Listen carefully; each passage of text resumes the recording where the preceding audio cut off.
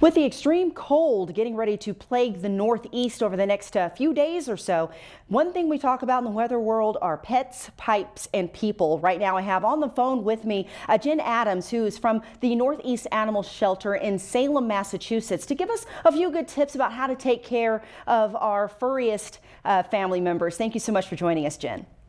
Yes, thank you for having me on. It's a really important subject. It truly is, and a lot of times people completely, don't really think about, oh no, I left the cat or the dog outside because they have that big fur coat on, they'll be fine. Is that true?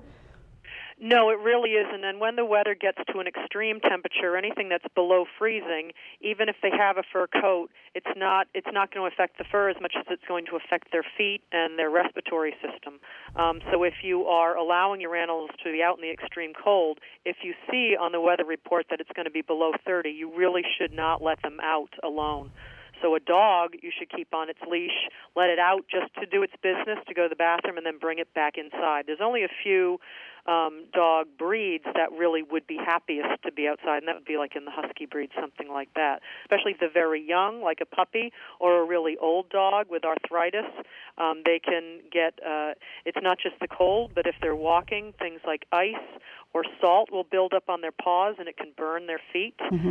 Or the cold, extreme dry temperatures will also make their skin very chapped and itchy, flaky, and they'll be having problems with their skin. So if you can get the little booties on their feet of a dog, that's a good idea. Oh, sure, yeah. I mean, if you can get those boots on, there's also something that's a material, it's almost like a wax that you spray on the dog's feet. You just need to make sure that you wipe that off when you go back inside, or you're going to get it on your floors.